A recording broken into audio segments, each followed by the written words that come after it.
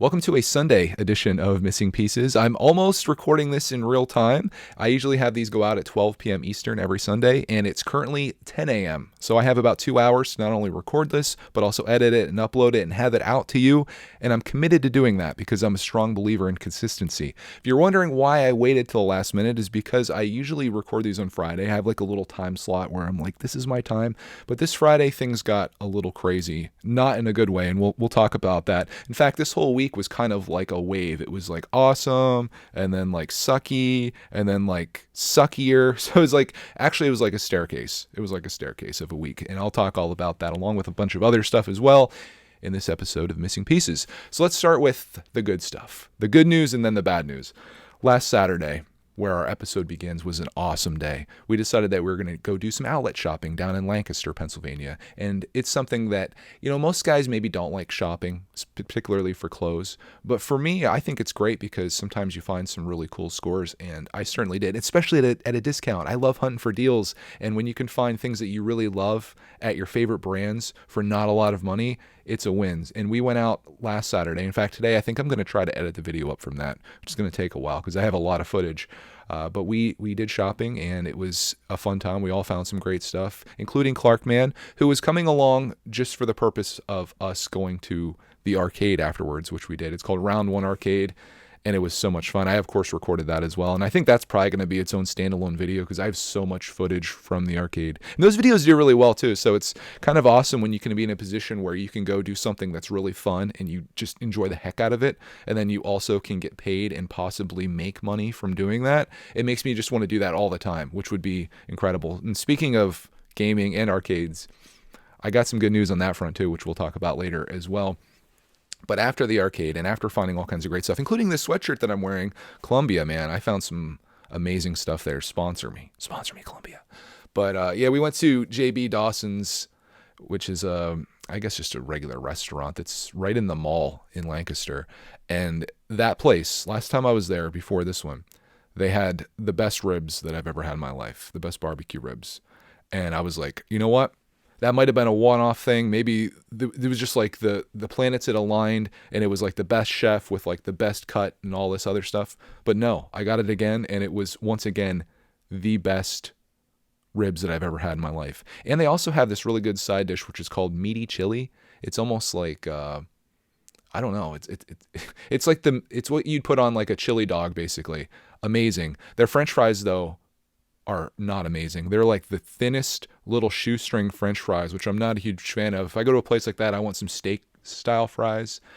So that was a little zonk, but other than that, like the meal was incredible. We got this amazing dessert too. It's all on video. Again, everything that I say here is probably a preview of everything you're about to see, and sometimes not in a good way, because this week, in the No 0 Days context, if you're watching like to see all of the amazing goals and all the cool stuff that I'm doing, I feel like this week's going to be quite the bummer for you. This week was one where the weather has finally changed over to like not even fall, but like winter. In fact, we got our first snow this week, and it just completely took away any ambition that I had to leave this space. So I made this a week where I was accomplishing the internal goals that I have, not within myself, but within this space, and that is listing things on eBay and getting organized. Those two things seem to not go well together because in my eBay listing craze, as I look around here right now, the place is a giant mess, but it's for a good cause because I have been listing like tons of items. In fact, just this weekend, I took 3 things to the post office yesterday morning, and I have another 4 sales right now. All the things that I'm listing are selling, and it's all stuff that I've had sitting for like, most things have been almost a decade. Like I just sold a Pokemon Nintendo DS game that I bought in 2013. I still had the receipt for it, $15. I just sold it for $150 on eBay. I saw like this craze going on, and I'm like, dude, I am not going to get $150 of value out of this thing. In fact, I sold another one that I got for free at a yard sale for $80. That just happened before this podcast started. So $230 off of 2 Pokemon cards that I spent $15 on. You can see why I'm really enjoying this eBay selling thing. I love the process. I love taking something that I have no value in, something that maybe at once had some value in my life, but has just been sitting and probably in storage and taking up valuable space in my storage room. Taking that item, taking some photos of it, finding a recently listed item or one that sold for that was similar, put a price on it, put the photos on it, use a little description, and there you have it. Your item's on there. And if you price it competitively and it's something that people are actually buying, I've been having a lot of success selling on there. It's been going really well. I'm getting watchers on a lot of my stuff. My biggest thing that I'm trying to sell is my laptop, and I think I have it priced a little high, but I'm not like desperate to sell it. I think this week, though, I'm going to put like a best offer on it and probably do free shipping as the sun kind of comes out. Ooh, get a little warmer in here.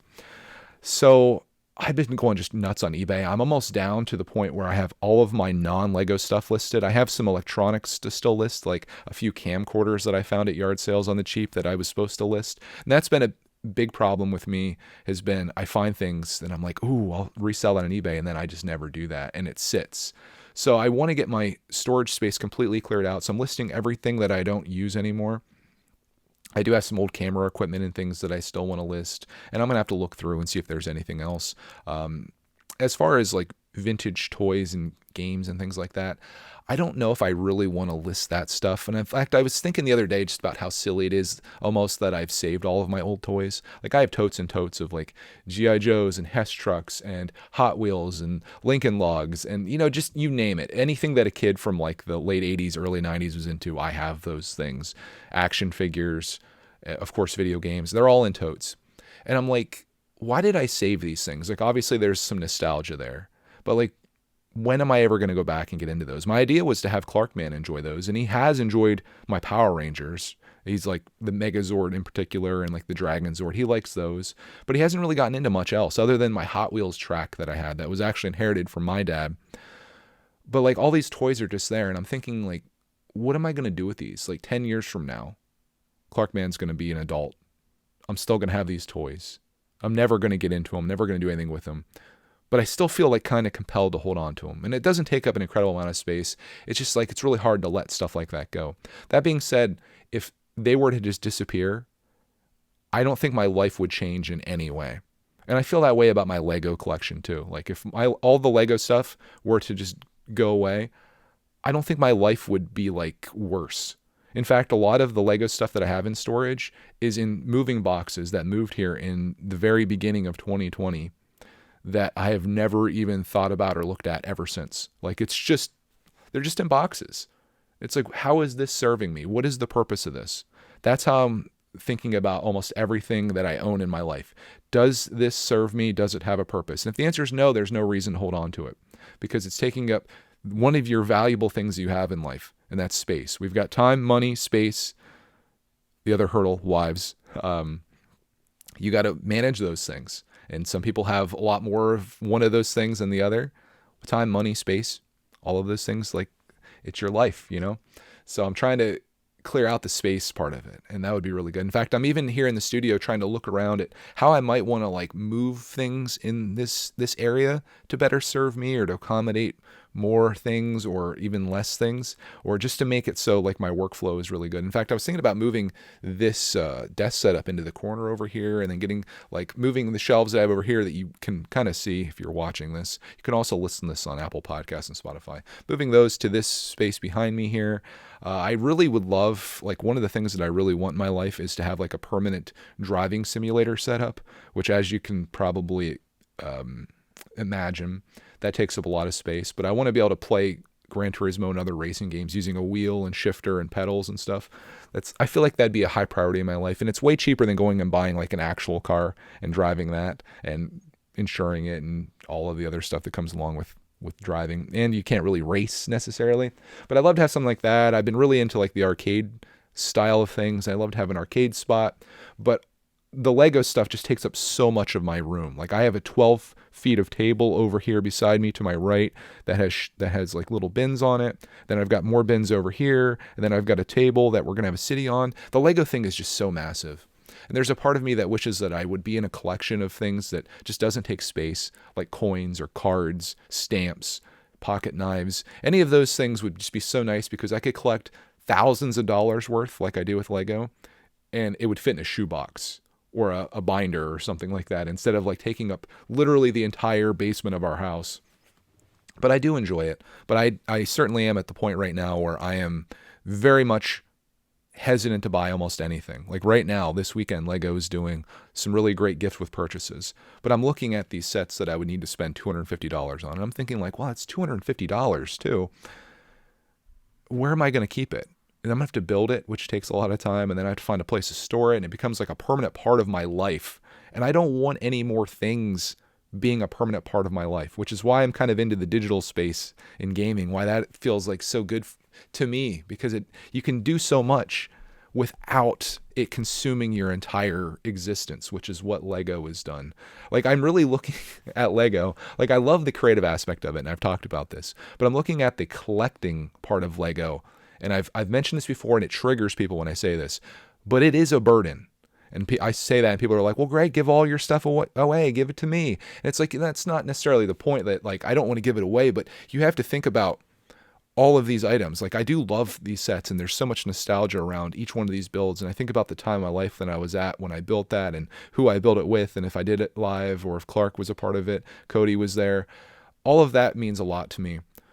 But when you get a $300 Lego set and you build it up and all of a sudden it's sitting here on your table, that becomes a burden, especially if you don't have a place to put it. Now, if you have a warehouse that's just filled with shelves, not a burden at all. Just put it on a shelf and walk away. And maybe I could do that. I could easily get a storage unit and put stuff there. But my thoughts on storage units are that once you take something to a storage unit, you might as well just get rid of it, because you're never going to do anything with it again. That being said, having a storage unit would alleviate a lot of my problems, especially if it was one that's air conditioned. I could take all of my sealed Lego stuff there and just have it live there and clear out all the space that's in my storage room right now. But I'm thinking with a lot of those things, I think I'm just going to end up selling a bunch of stuff. I bought some things with the intention of building them, but now they've gotten to the point where they're worth way more to someone else than it would be to me. So for me, I think once I'm done selling all of my non-Lego stuff on eBay, including like I said, I have some camcorder things to sell. I've got other video equipment. I've got some microphones, all this stuff that I've collected over the years. As I've upgraded my setups, I never like sold the old stuff. So I went from like one camera to like camera 2 to camera 3 to camera 4. And I still have cameras 1, 2, and 3, which seems just dumb. I'm not going to go back and use those. Why do I have them? They need sold, and I don't care what I get for them. I'm happy to take whatever someone is willing to pay for them just to clear it out of my space and out of my life, because I don't want all this stuff. So yeah, I'm like, this is very odd for me. This is like one of the first times that Lego's doing double VIP and 2 gift with purchases on a $250 purchase that I'm not going to buy something. At least that's what I tell myself. And then I see like my friends posting their hauls, and I see other people on YouTube, and I'm like, oh, maybe I should get something, because then you could always sell and then make money. But then you're at the place where I'm at, where then you don't sell it and it sits. I guess more than anything, like the lesson to me and to you maybe is that if you're going to do something, you got to take action, right? Like if you're going to buy a old camcorder at a yard sale because you think it's worth money or more than what you paid for it, well, come home and post a picture of that thing and get it out right away. It just can't sit. And that's like a lot of my problem. And I've seen this happen with video games, with Lego, with things from yard sales. I'll buy something with the intention of doing something with it, and then I never do anything with it. It just becomes a part of this glob that is everything that I have in my life. So there's 2 options. You either don't do that at all, or you take action. And right now, that's what I'm doing. I'm taking action. That's what this week was. Tons of listing, tons of organizing, going through stuff, packaging items up for that needed to go out, sending them to the post office. And it feels darn good. It feels good getting rid of this stuff and then seeing that money going up in the eBay account. It's a nice feeling, right? Like I don't have any huge plans for that money, but I'd rather have those funds than to have that item sitting around, because I could turn that money into more money potentially. I could buy some stocks that pay a dividend. And then every quarter, when I sold that $100 item or whatever back in 2022, in 2032, I still have a couple dollars coming in every quarter from that sale, which would be kind of neat, right? So that's kind of what this week was just a whole bunch of grind down here in the studio. I not only was listing things like a madman and selling things also, which is also good.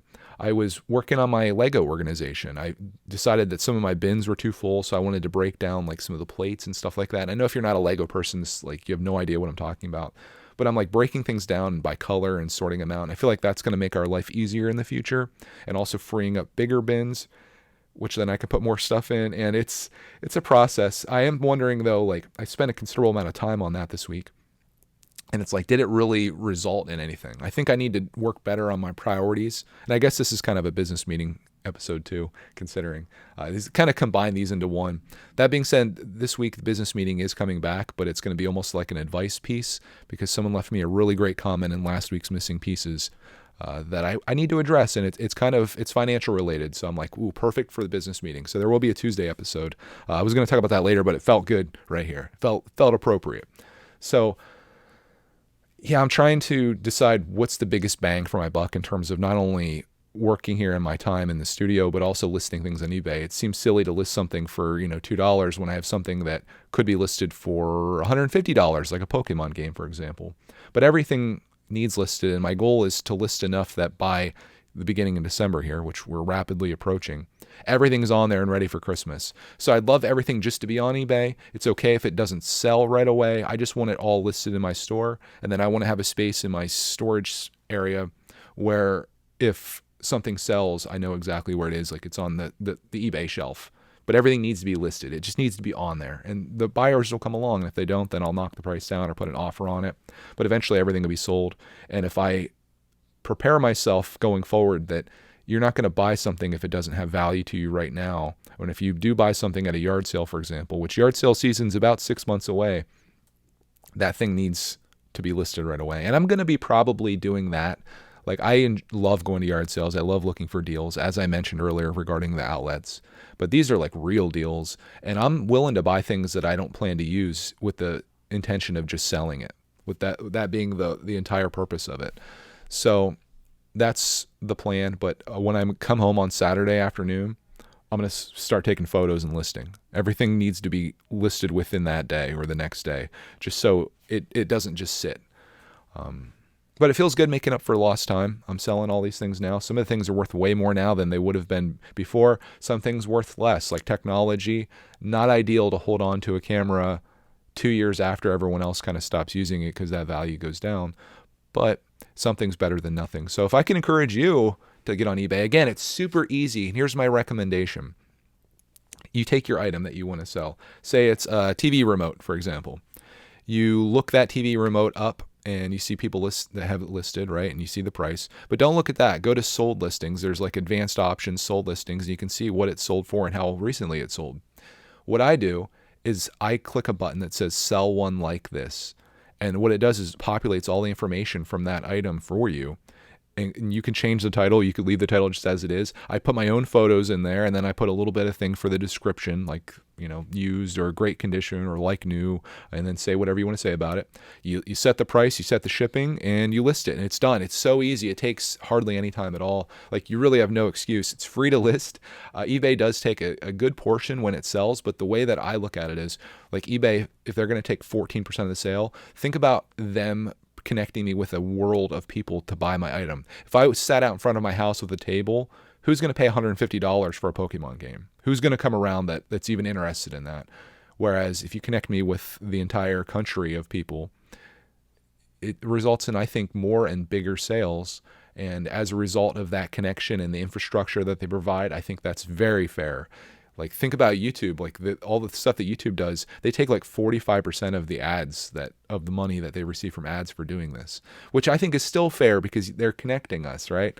So I'm happy to pay that little bit of a commission to them for what they do, because it enables me to accomplish my goals, which is, again, what this whole entire week was. But again, it just wasn't very interesting. I was trying to document things each day. I don't know what the video is going to turn into. It's just going to be Greg working on things, listing things, selling things, making podcasts. But the weird thing is, that's the kind of stuff that seems that people want to see. When I get comments on the videos, a lot of it is, man, I really liked seeing the day-to-day stuff. I really enjoy this no zero day stuff. And like I'm doing here, trying to convince you that maybe you should sell some things that you don't have any use in, especially right now when Christmas is rapidly approaching. And maybe you could use that money, or you don't need that item anymore. Maybe someone else could.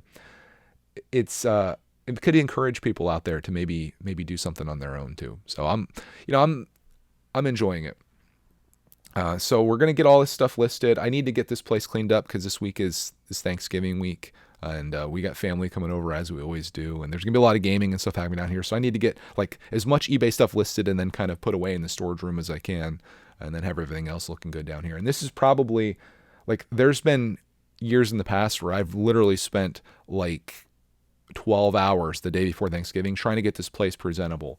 This time I won't need to do that, which is nice. It's been a little bit more organized than what it has been historically. This place has always just been a disaster. And I really don't want that. I want this to be a place where I can come down here. If I want to record a podcast, I can do that, which is I can right now. If I want to play some games, I can do that. I can do that easily. I want Baratech to be clear. I want a place where we can build Lego stuff easily. I want all my pieces organized. That's the tricky one. But we'll eventually work our way there. I have complete confidence in that. Time and pressure accomplishes all of your goals.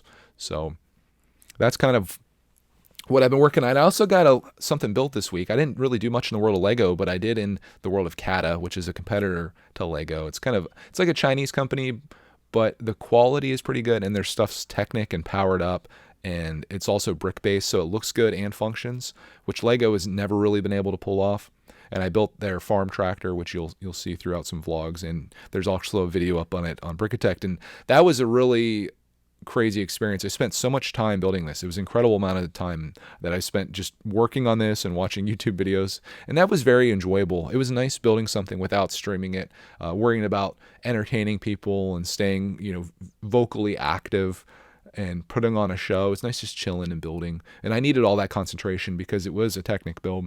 And when I got to the end and I made a video on it, I wanted to save my experience, like trying it out for the video. And it worked for like 1 second, then it stopped working. And I was so crushed. Like I was devastated that this thing wasn't working. Like it wouldn't move forward and back. And then I was like, well, I guess this will become a repair video. So I just kind of put the camera off to the side and flipped it over. And then all I had to do, like I thought I was going to have to take the whole bottom part apart, but I pushed this pin in and all of a sudden it started working. And I was so excited and it works perfectly now. So that was done. And that was a set that was sent to us for free. And I always feel like I really hate it when people send us stuff for free. Not the gesture or the item, obviously, but I always feel like I'm in debt to that person. And the worst thing that I could ever feel is being in debt. I hate that feeling. I hate feeling like I owe something to someone.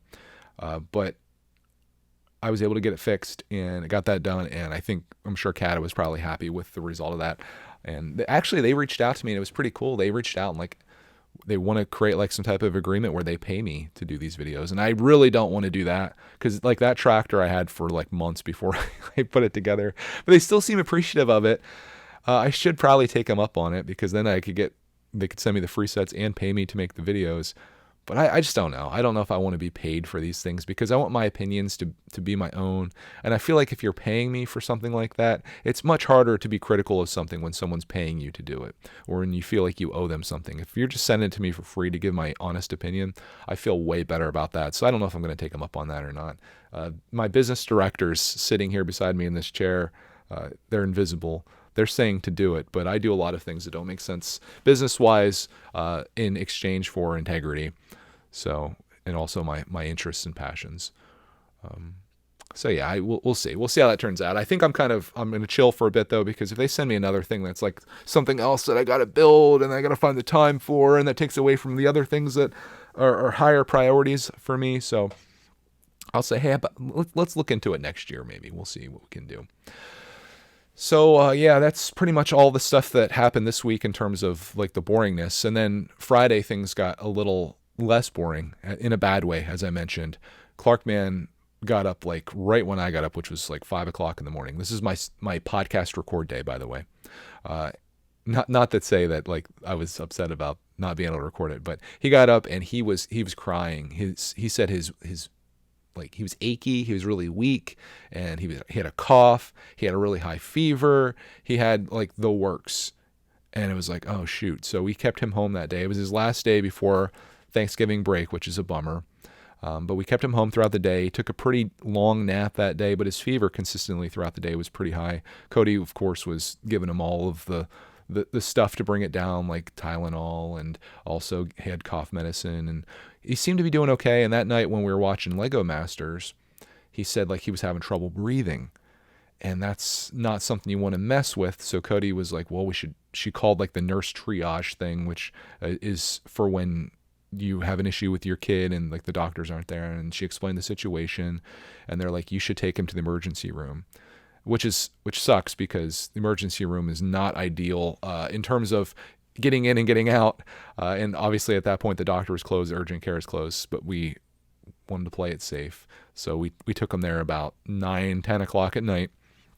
And after about 4 hours of them doing blood tests, EKGs, x-rays, doctor analysis, all of the things that you could imagine that they could possibly do, it turns out that Clarkman has, and I'm going to read this the best that I can, it's human metapneumovirus. Human metapneumovirus. metapneumovirus. Metapneumovirus, I think is how it says. It can cause upper and lower respiratory disease in people of all ages, especially among young children, older adults, and people with weakened immune systems. Symptoms commonly associated with HMPV include cough, fever, nasal congestion, shortness of breath. Clinical symptoms of HMPV infection may progress to bronchitis or pneumonia and are similar to other viruses that cause upper and lower respiratory infections. And that is Clark's situation. When they did these scans, they found out that he has like a little bit of pneumonia in his one lung.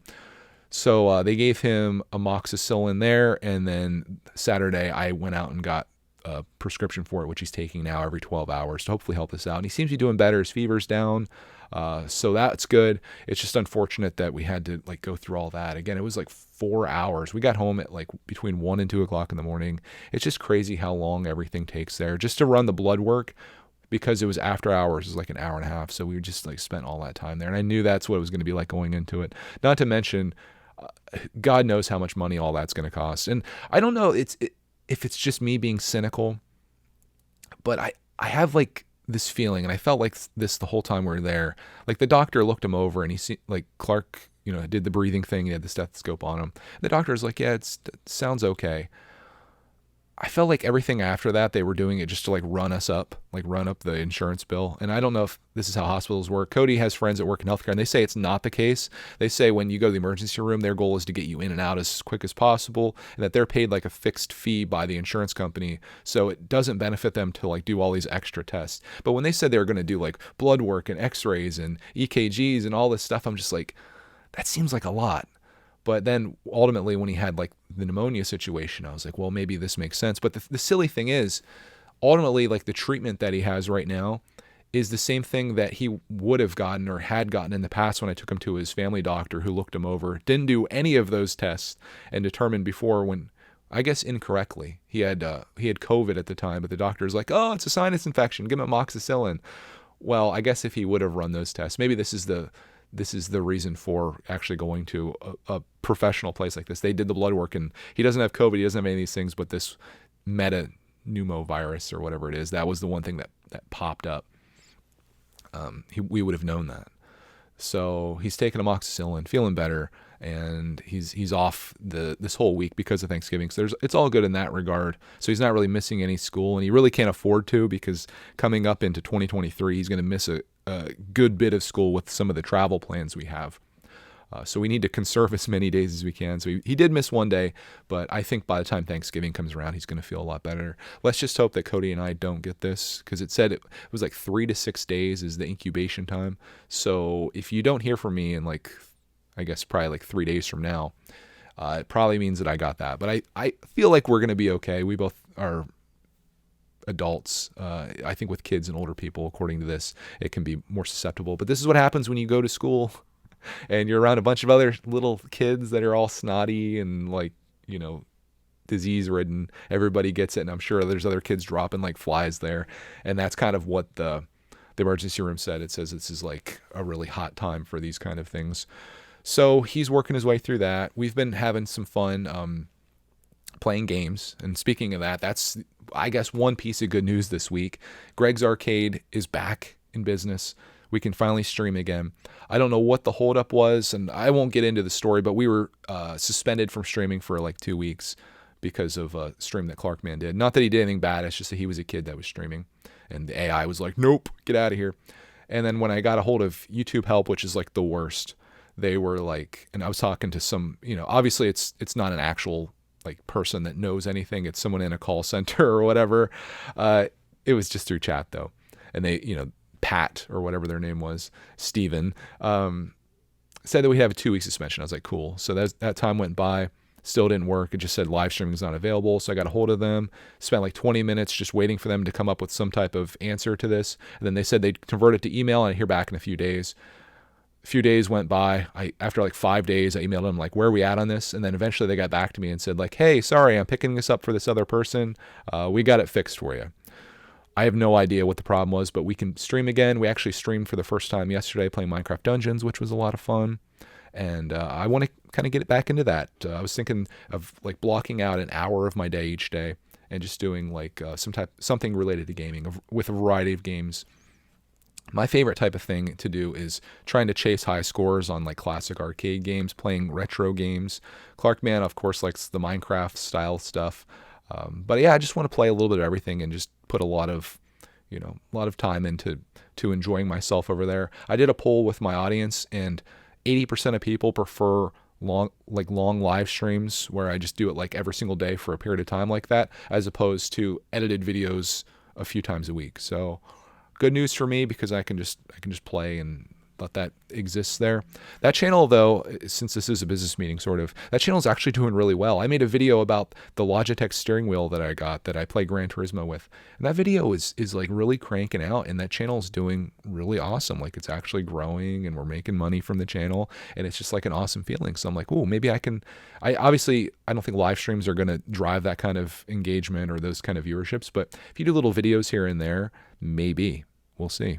So I see a lot of potential. Of all of my channels, I would say that channel probably has the biggest potential for growth. Probably the lowest potential for growth probably is this channel doing the podcast. This is a very acquired taste for people, but it is pretty cool. Like I think like I shared this on Greg's World. I don't know how many people watched the last episode.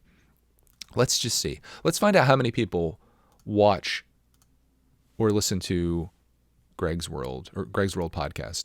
All right, so the last missing piece is 697 views as of right now on YouTube, and let's check and see how many people listen to it. 207. So 207 plus 697, that puts us at 905, 904. We'll go 904. That's pretty good. That's pretty good for a podcast. I don't know what would make a successful podcast like on Apple Podcasts, but I would venture to say that there's not many of them that are getting 900 listens or views. Obviously, my thing is split in two different directions, which is fine because I like to give you the option of whether you would like to watch this on YouTube or listen to it on YouTube or to have it just as a podcast out in podcast land. My big thing is like I don't want to do any kind of money related things related to that. Like I think it's kind of crazy. I've left, my business manager here is really angry because I've left a lot of money on the table. I'm assuming we've had 145,000 plays on our podcast.